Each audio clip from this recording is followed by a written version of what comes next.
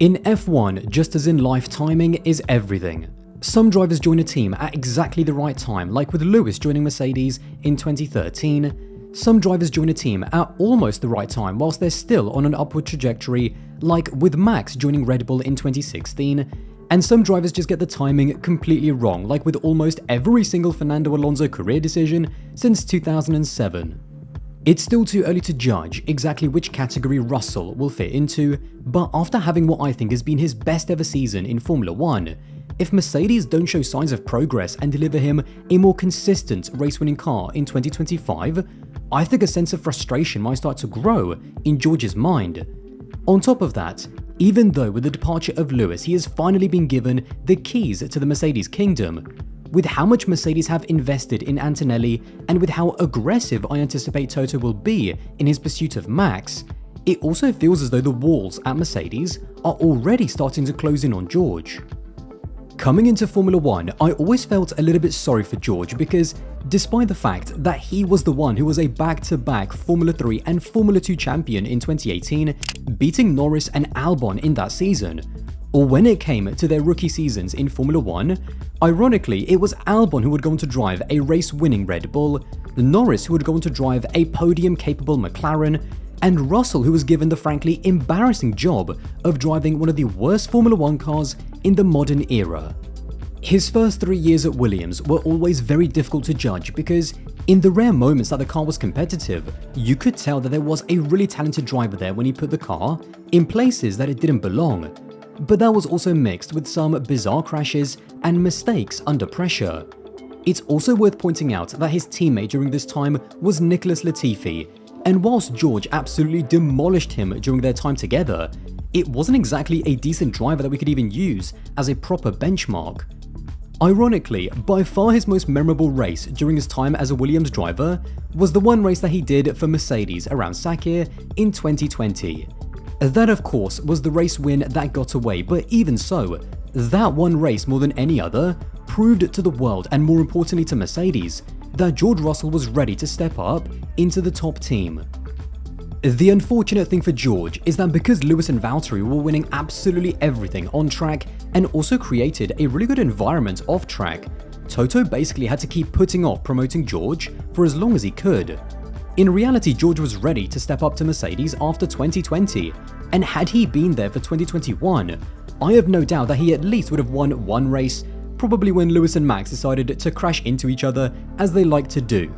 Apart from him producing that outrageous qualifying lap at Spa, the 2021 season of still being stuck in the Williams was a bit of a waste of time for him because we all knew that as Valtteri's performances really started to nosedive compared to Lewis, that it was only a matter of time until we saw George in that Mercedes. Luckily for George, even though he had spent the last 3 years in the Williams penitentiary watching his contemporaries fight for wins and podiums up at the front, for 2022 he would be joining the team that had dominated the hybrid era, the team that had just won their 8th consecutive Constructors title and had also just narrowly missed out on the Drivers title as well. What could possibly go wrong? The last 3 years have been a nightmare. Russell has found himself in a very similar situation as Ricciardo did back when he joined Red Bull for the start of the hybrid era in 2014, as Mercedes relative to the other teams don't look any more competitive than they were 3 years ago. I think what worries me most when looking at Mercedes is that even 3 years into this rule cycle, unlike with the Red Bull, McLaren and Ferrari drivers who all turn up to a circuit and have a relatively good idea as to whether or not their car will be competitive, the Mercedes drivers, as we saw in Las Vegas, still have absolutely no clue. It feels incredible to be back on pole. We've been so quick all weekend. You know, we've got to do some deep diving to understand why it's been so quick so far this weekend, because it was a real surprise. The car was feeling really good in P1. Difficult to know exactly where we are or why we are where we are, but really enjoying driving the track, and yeah, we'll see. The car is still the same tomorrow. This season, we have started to see a few trends when the Mercedes has been at its best. If you look at this graph, it shows what the average temperature was when each team won their races. Mercedes' wins all came in the coldest conditions with the exception of Austria, which was obviously a race that Russell wouldn't have won had it not been for Max and Lando colliding. The Mercedes works best in cold conditions and especially when the track surface is smooth, because it seems to help to get their tyres in their optimal working window without overworking them, and it also allows them to run a stiffer suspension setup, meaning that their car is in its most efficient state to use its downforce. The problem that they have is that it feels like their car has almost accidentally fallen into having these traits instead of the team understanding and engineering it to be that way. It just doesn't seem like Mercedes actually have an understanding of why their car is fast in these conditions, and therefore how to make it a better all-rounder that works across a range of different tracks. Until they develop that fundamental understanding and prove that they can develop a car to suit a wider range of circuits, they won't be able to build a championship-capable car, because you can't base a championship campaign on being fast 4 or 5 times a year. Over the last 3 years, George and Lewis have been arguably the closest and best driver lineup on the grid. In 2022, it was very even, in 2023, it was Lewis who comfortably beat George, and in 2024, it's been the other way around.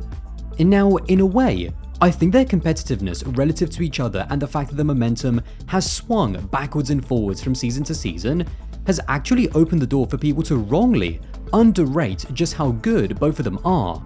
When teammates are close, it's harder for people to have a definitive opinion on who is better, and more often than not, it feels like people tend to drag both of the drivers down for being close to each other, instead of doing the exact opposite and elevating both of the drivers up for being very competitive against extremely tough teammates in the same car. If you think about people's expectations of George going into 2022, then it makes perfect sense that they'd be as close as they have been, because Mercedes wasn't looking for another Bottas. They already had the perfect Bottas. They were looking for their next Hamilton who could take them onto their next championship winning era, and to his credit, that is exactly what George has become. If you look at their combined stats over the last 3 years, then I think it backs up the competitiveness that we have seen on track, in that George has more wins and more pole positions, Lewis has more podiums and points overall, and in their head-to-heads, even though it's George who comes out on top of both, the margins are also very narrow. 2024, I think, was a very significant season for George. Not necessarily in comparison to Lewis, because I think for various motivation and performance-related reasons we didn't get to see Lewis at his absolute best, but what impressed me most was how George was able to bounce back from 2023. Last year, I was really disappointed in George because he was dominated by Lewis. He had some really high-profile crashes that I don't think a driver of his caliber should be making, but the best drivers are always able to learn and bounce back, and that is exactly what he did. And knowing that Lewis was finally leaving Mercedes and that 18-year-old Kimi Antonelli will be his teammate next season, there was a lot of pressure on George Russell's shoulders to establish himself as the team leader. George had to show that on track he could deliver when the car was capable of big results, which he definitely did, even winning some unexpected races like in Austria and Spa before the disqualification, but he also had to show that off track during a mentally tough season for the team in which the car was yet again uncompetitive, that he could maintain the team's morale and motivation for the future.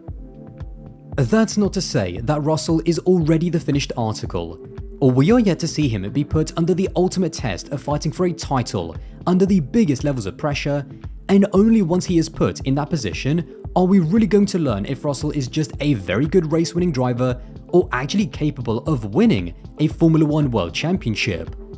Having said that, given the weaknesses that he has improved on and given the competition that he has had in the other car, there are very few drivers on the grid right now who deserve more of a chance to have a title-challenging car than George Russell.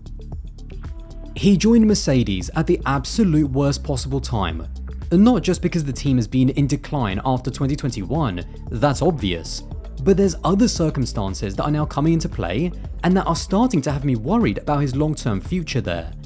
Despite the fact that on paper with the car that he has been given, he has basically achieved everything that Mercedes wanted him to achieve, Toto Wolff still doesn't have 100% trust in George. Unless Antonelli turns out to be a Logan Sargent level of disaster, which I don't see happening, given the investment and trust that Toto and Mercedes have made in Kimi, I think we can almost guarantee that he's going to be there for the foreseeable future. And now that should mean that for the next 2 or 3 years, a lineup of Russell and Antonelli should almost be a lock, but it isn't. Throughout 2024, Toto Wolff was openly chasing Max Verstappen to sign for Mercedes, potentially for 2026, and it's created this awkward situation where, even though Russell has worked and proved his way to finally becoming the de facto team leader, if Max Verstappen becomes available, Toto won't even hesitate to drop George in favour of Max. It puts George in a bit of a tricky spot, because after spending 3 years of his career kind of being in limbo at Williams, he finally got the chance to go to Mercedes, and not only were they nowhere near as competitive as he was hoping they'd be, but before they've even had a chance to return back to challenging for championships again, he might end up being kicked out of the team. The fact is, George still doesn't have a contract for 2026, and when you look at the teams who have 100% trust in their leaders to win them championships, Red Bull with Verstappen, Ferrari with Leclerc, and even McLaren with both Norris and Piastri, these teams tie those drivers down to long-term contracts years before they're due to expire. The longer it takes in 2025 for Mercedes to give George a contract extension, the more questions and speculation there's going to be for George and Toto about his future. Barring him winning the championship next season, which isn't entirely impossible given how close the grid has become, outside of that, he almost can't win. He is going to be expected to not just beat, but comfortably beat Antonelli, and so I am not sure what it is that he can do to impress Mercedes, and if he does anything less than that, then it's only going to put even more pressure on his shoulders with regards to his future. I think in George, we have a driver who is massively talented, incredibly fast, and also mentally quite robust. Even though I wasn't the biggest fan of everything he said in his battle with Max during Abu Dhabi, the one thing that I did kind of admire is the fact that at least he wasn't scared to actually stand his ground and actually go at Max in the media. I think that mentality during a title battle is going to be massively important, especially against someone like Max, who this season, let's be honest, kind of had Lando in his pocket mentally. However, before then, I think 2025, especially with George being out of contract, is going to be a make or break season in the sense that, at this point, we don't know what's going to come first. Mercedes finally giving him a championship capable car, or him being kicked out to make way for Max. Well, there you have it. If you did enjoy this video and want to support the channel, then don't forget to subscribe, that would be massively appreciated, and I'll see you in the next one.